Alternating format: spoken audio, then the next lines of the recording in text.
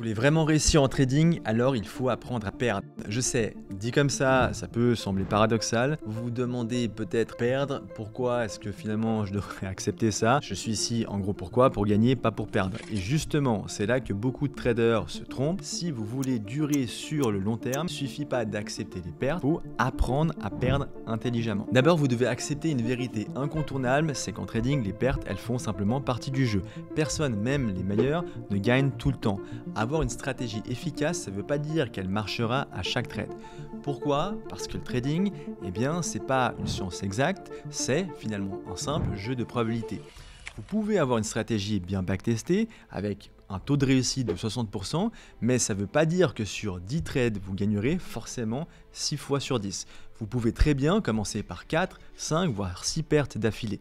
C'est frustrant, mais en trading, c'est normal. Le problème, c'est que beaucoup de traders paniquent dès qu'ils enchaînent quelques pertes. Ils remettent tout en question, changent de stratégie, prennent des décisions impulsives et là, c'est le début malheureusement de la spirale infernale. Si vous refusez de perdre en général, qu'est-ce que vous faites après une perte? Vous vous énervez, vous cherchez à vous refaire en doublant souvent la mise sur le trade suivant et le résultat en gros c'est quoi?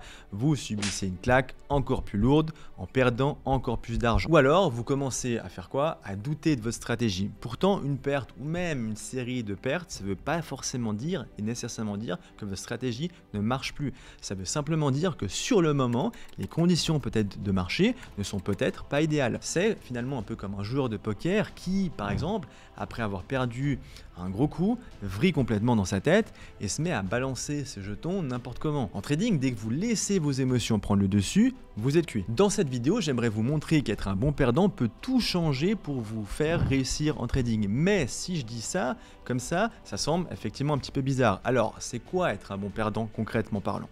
Avant tout, c'est comprendre qu'une perte, c'est pas un échec personnel, c'est juste une dépense normale du business. Imaginez un entrepreneur qui lance une entreprise, il sait qu'il aura forcément des coûts comme un loyer, les salaires ou l'achat des matières premières. En trading, ces coûts, ce sont finalement vos pertes, vos frais de transaction et puis le temps que vous avez effectivement passé à analyser les marchés.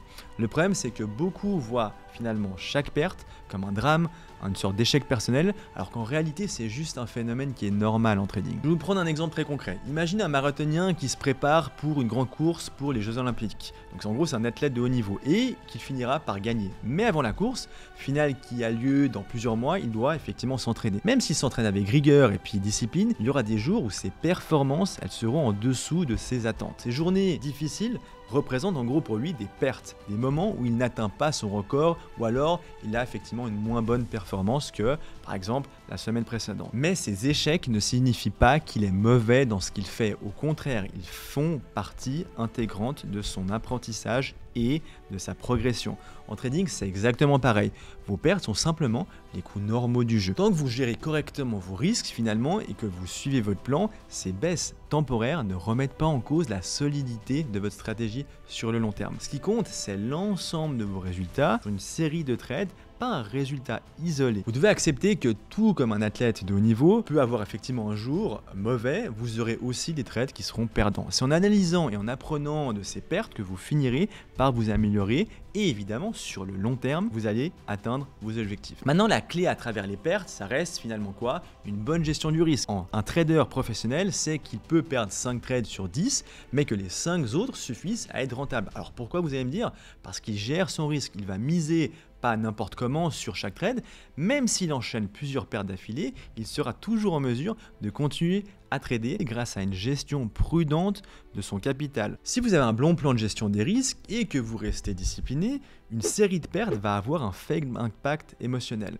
Vous allez simplement continuer à appliquer votre stratégie et sur le long terme, c'est ça qui fera la différence. Pour résumer, acceptez que les pertes, elles font partie du jeu. Ce n'est pas un échec, c'est juste une dépense normale. Comme dans n'importe quel business, ne laissez pas les émotions dicter vos décisions. Après une perte, restez calme, analysez et continuez à suivre votre stratégie. Pensez en probabilité et en série. Un trade, c'est juste un événement parmi des centaines. Ce qui compte, c'est la rentabilité sur effectivement plusieurs mois. Gérez votre risque intelligemment. En clair, être un bon perdant, c'est ce qui vous rapproche du succès. Ceux qui veulent gagner tout le temps finissent malheureusement par exploser.